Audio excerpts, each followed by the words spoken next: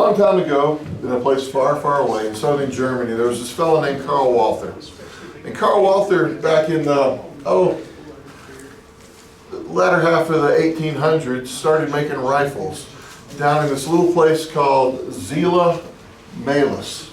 It's not how I want to say it, but that's how you're supposed to say it. In southern, I keep thinking Zela Malis, but that's not it. Zela Malis. Walther started building rifles and some sporting guns, things such as that in a small factory. Zela Malis is down in Thuringia, where there's a lot of firearms manufacturers and metalwork kind of stuff there as well. Walther, like I said, he had rifles and he had 5 boys. The 5 boys were a little bit curious, and one of them, the eldest, by the name of Fritz Walther, was interested in pistols. And not just any pistols, but semi-automatic pistols.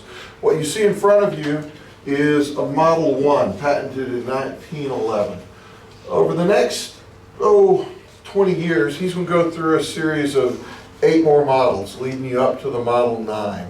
Most of these are small arms in 32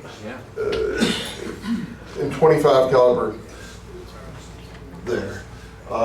They had some key patents that they developed. At first was this trigger guard that pivoted down.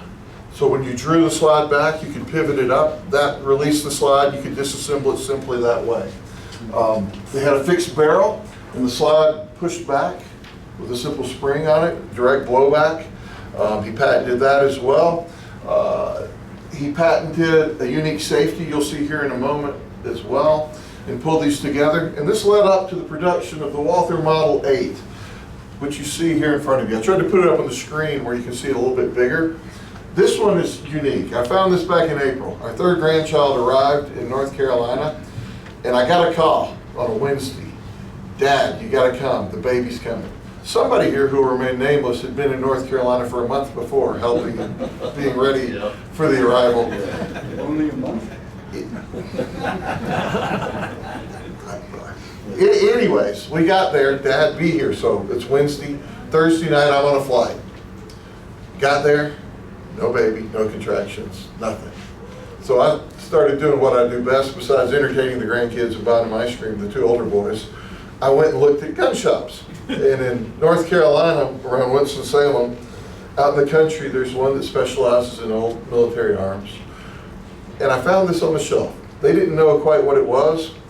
And as you look at it, it's Walther. It's the first Walther pistol to have the banner that shows up on the slide. You see it right here. But this is the design predecessor to the Walther PP and the PPK. It's 25 cal. This is the 3rd variation. This one had something unique on it. You see this little extra serial number right here, which actually has a 38 and then a series of numbers in front of it. I did a little research in the parking lot of that gun shop, and this pistol, you remember in The Sound of Music when the bad guys take over Austria, the German Anschluss? Mm-hmm. The folks who organized that from within had these Walther pistols given to them, and this was given to one of the folks who organized that takeover by the Nazis, and suddenly overnight Austria swept up into the greater Germany. This went to one of them, and so that extra serial number is kind of cool just because of that. 25 cal. This is the sweetest shooting little 25 you've ever imagined. I've shot it once since I got it, and it's smooth. It's smooth as silk. You'll notice the shape of the nose right here. You're going to see this got incorporated into the Walther PP and the PPK. This has an internal hammer, which is rare and unique for the time. It's a feature they didn't follow with these other guns we're going to show you, but it's an interesting pistol. And what's really cool about it, in the grips on either side, there's this entwined CW, which stands for Karl Walther. And on the other side, this is an enameled plaque and painted on. Other side says 6.35, which is the caliber. 25 caliber, but in metric it's 6.35 millimeters. So, interesting gun. This gun, what's really fun about these, interesting, there's a lot of folks who use them. In a small holster, and I found a holster for this in the back at GeoShop. Sean here works there, and digging around in the back, I found this little holster which made to a T for this. Generals would use these. A number of Nazi officials carried these for years. Hitler, in his trousers he wore, had a secret pocket, and he had one of these in there. He also carried other Walther products by the bedstand, but Goebbels. You remember after Hitler kills himself, Goebbels and his wife take care of their children, and then they go outside to the same place where Hitler's body was burned, and they killed themselves. He used one of these, which he carried as his service revolver. A number of generals carried these. Most of them were all private purchases. Remember, officers in the German army were not issued sidearms. They had to purchase them themselves. So from there, in 1929, Walther issues the first Walther PP, and in 1931, and PP stands for Polizepistolen in German, police pistol, small undercover style pistol. The PPK is Polizeipistol Criminal, or Detective Special. Just like Smith & Wesson issued the snub-nose revolvers for detectives in the old days, that's where the shorter barrel. It's about a centimeter difference, and we'll show you as we go here. Here's a Walther PPK made in 1937. So this is 4 years earlier than the one Rick has over here that you should look at and see. This one is like his. It's a commercial model, except where he has an eagle over an N. That's his proof mark. This one has a crown over an N, here and here. These are not military acceptance marks. These are prime proofs, civilian acceptance proofs for German firearms.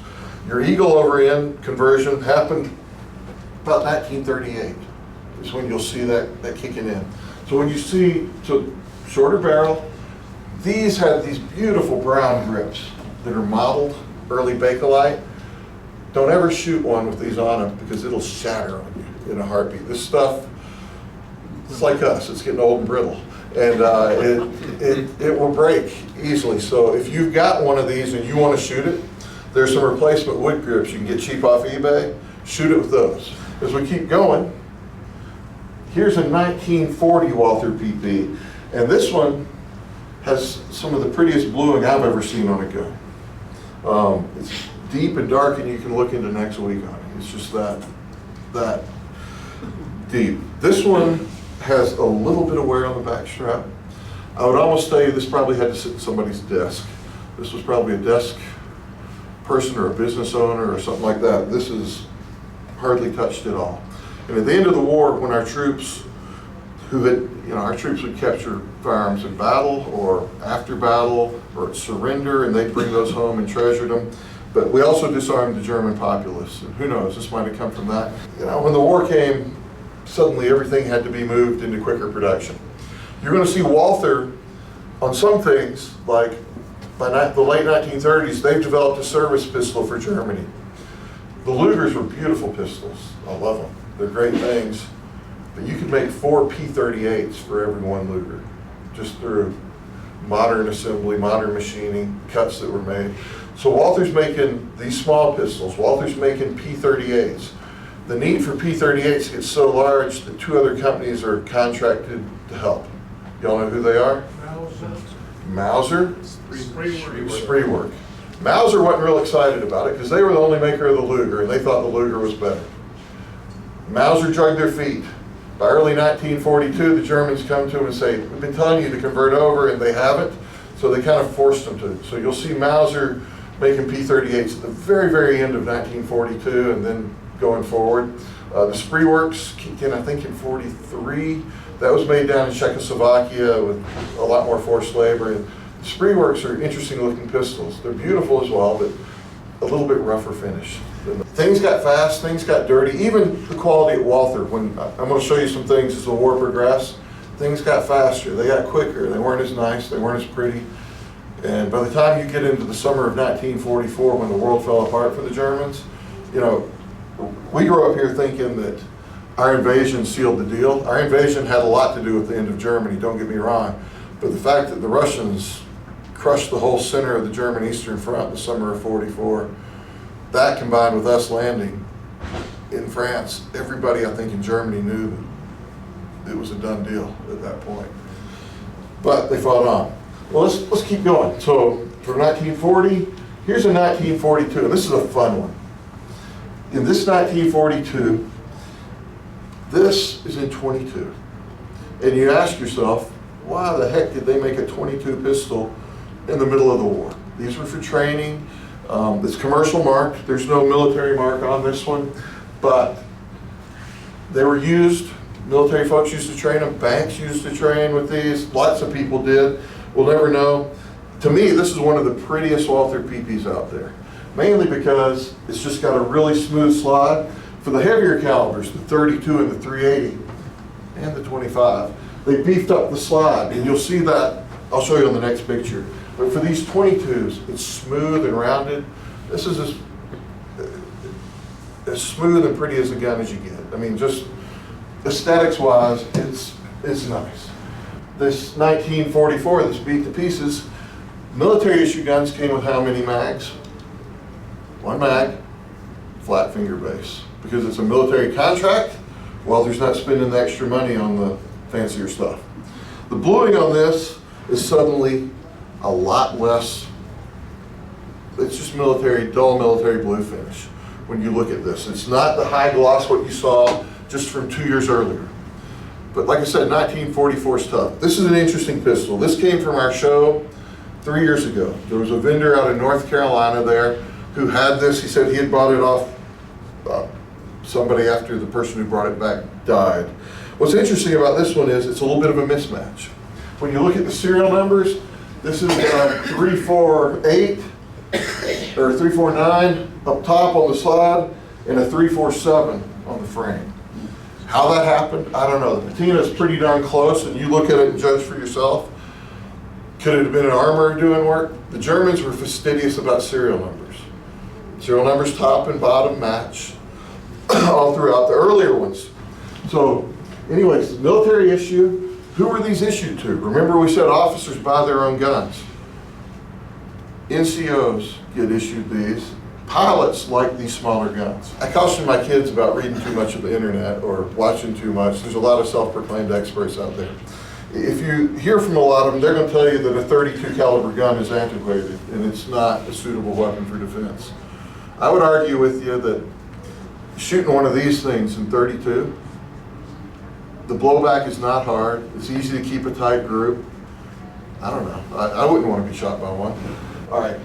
As you get to the very end of the war, things get really fun. I really like pistols from late in the war, from all manufacturers, just because they knew the end was near and they had to speed up production and they cut corners and they did things. When you look at this pistol from 1945, which is right down here, you're going to notice there's no roll stamp on the side telling you Walther, where it's made, the caliber, anything. That's gone. The Russians are at the gates at the east. We're moving in from the west, and they're just trying to put pistols in the hands of the old guys and little kids they've got running around in oversized uniforms at that point. On the left side, you've got a serial number, which in this case matches 383. Production comes to an end at 389,000 on the P side, but most of them, as you get up higher, start to be mixed numbers, which tells you that this was probably captured either at the factory or right outside of the factory. The only identifier on this pistol is a little AC. Anybody know what that stands for or what it is? So Germany developed secret codes for their military weapons in the late 30s. Why did they do that? So we wouldn't know where to bomb. Right. Wouldn't know where the factories were and didn't want to put the return address on that. So early on, they gave numbers. So like when you see a rifle that's code 42 and a year under it, that's Mauser Oberndorf. You're going to see that on Mauser Lugers. You're going to see that on Mauser rifles. Each manufacturer had a code. Around 1940 or 41, they flip over to 2 to 3 letter codes. Walther, their original number was 480. And you're going to see about 7,000 P38s with a code 480 on it, which is really phenomenally rare. I've got one that was a Russian capture that I found here, and it's all matching. For some reason, it got kept together. But in 1940, at the end of 1940, they flip over to the code. So AC becomes Walther's secret code.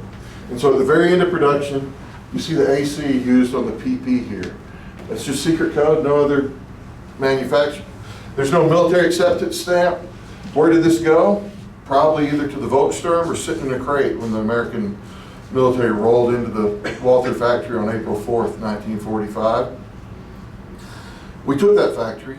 By June, you remember when the President Roosevelt and Churchill and Stalin met several times? Oh, sure. Yalta. Part of that Yalta, they pre-negotiated who was going to get what. And if you were unlucky enough to live in one of those areas where the Russians were going to get it, your life turned upside down. So in 1945, Zella-Milas, we liberated it. Our boys ran through the factory. They did several things. They secured the Walther family so they wouldn't be killed by the forced laborers that were there. But the guys that went into the factory started filling up their pockets with PPs, with P-38s, with PPKs. Once they got into the family quarters, they found engraved guns. They found all kinds of specialty things that were developed, and you'll see some of those pop up on the internet. But they'd come out, and the soldiers that went in, some of them would sell them, some of them would give them to their friends, but that's how a lot of this stuff came home. In June, we turn over the factory to the Russians. But in the time between April 4th and early June, our guys, we get all these mixed-matched PPs, P-38s. You're going to see them, they're called cigarette guns. You give the forced laborers a pack of cigarettes, they give you a gun of mixed parts. That's just where it comes from. So when you see one of these, it's a late war production. This was probably made in middle March, early March. Factory falls in early April. Was this in a crate? Was it in a member of the Volkssturm's hands? You don't know. You don't know. It just came home. So I told you our soldiers secured the Walther family. And like many things, certain people of industry and status were afforded new opportunities in the West. Fritz Walther flees. No tooling, no things from the museum, no records. But what he does have are plans, blueprints for the firearms they've been making. He heads a little bit west because Zella-Milas becomes suddenly part of East Germany, and you don't want to be there. So he ends up over in a little area called Ulm. And in Ulm, he reestablishes the Walther factory, except they're not allowed to make arms in Germany in the late 1940s. So what does he do? He goes over to the French and contracts with the French at Saint Etienne. Remember, that's one of the two traditional French armories over the many decades before.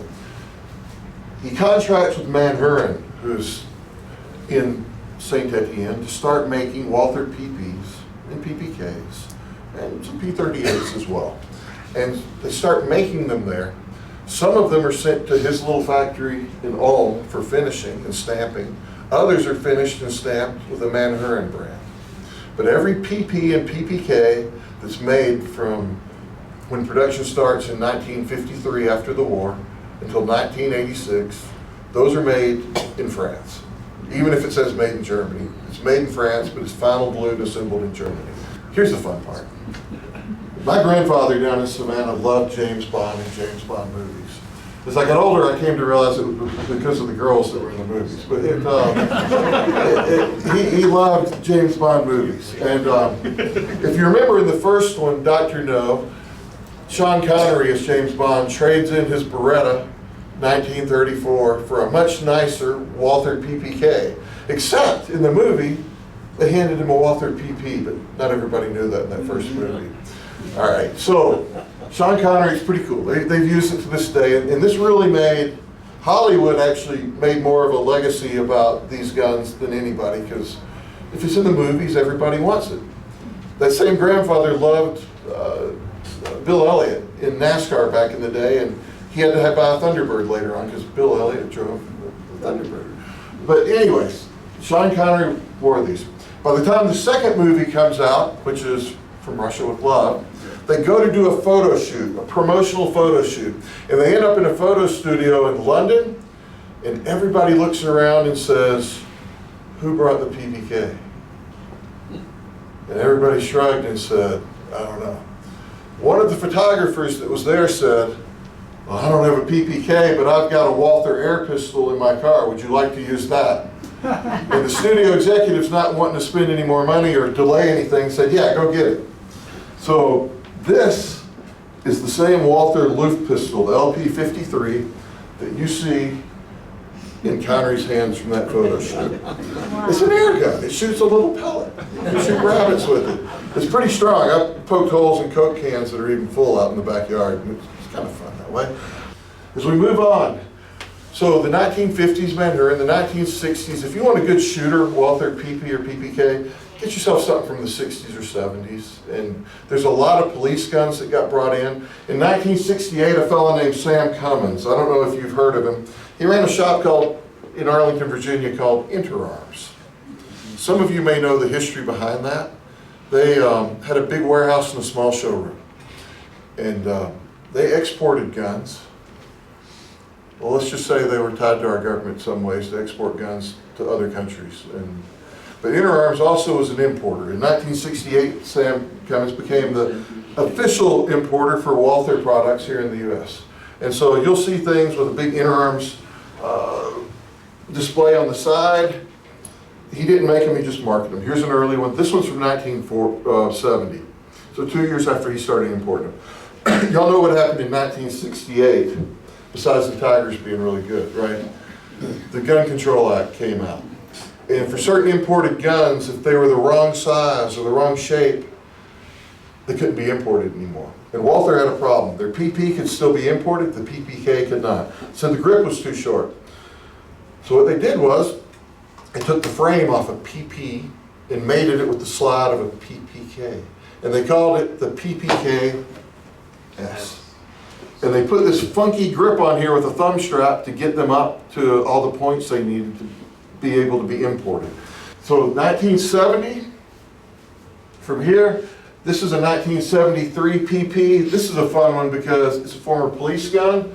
The mark right down here, you see what looks like a castle, and it also looks like an H. Can you think of a big German town that has an H to start the name? Hamburg? Hamburg. This is a former Hamburg police gun. It was shot little, carried a bit, so there's a little bit of wear on the straps. Nice shape. This is a great shooting gun. When I take friends out and they shoot this, they look at it and say, that's pretty nice.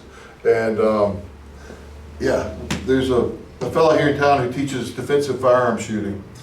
And my son and I have gotten to know him, and we'll go shooting with him sometimes after hours at the range after he's finished his classes. That's what he always wants to shoot. I'll bring old stuff, and he wants to shoot this PP in 32. My groups are about like this. His groups are about like pretty tight. But these are great pistols, and when you find some of these police trade-ins that are in good shape, this one also has an Interarm stamp. Well, this one doesn't.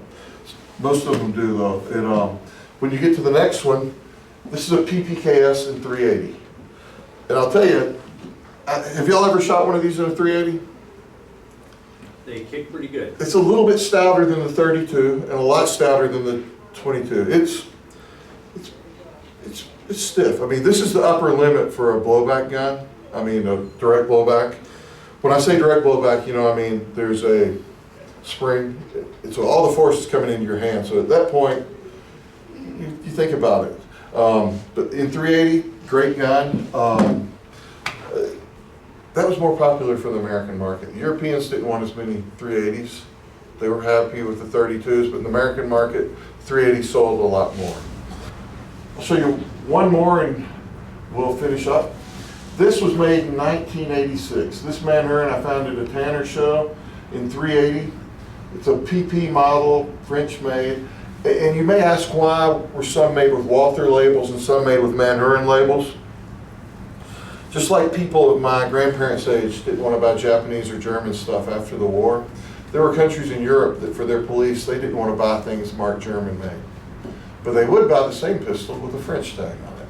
So Manhattan had a lot of sales that went to countries around the way who preferred to buy the product that way, and Walther was smart enough to figure out that's how we should do business. So this was made in 1986. This is one of the last 60 made by Manhattan. And so these original old ones. From after this, you ask what happened. In the late 70s, Sam Cummins at Interarms made an arrangement with Walther to make some here in the U.S. He had a company called Ranger down in Alabama, Gadsden, Alabama, who made some of them. Later, Smith & Wesson made a few of them. They have longer tails to keep the slide bite from getting you. Some people like them. I just stick with these older ones. For me, up in 1986 it ends. That brings us to the end. I thank you for your time and attention. And I hope I didn't put you to sleep too bad. No.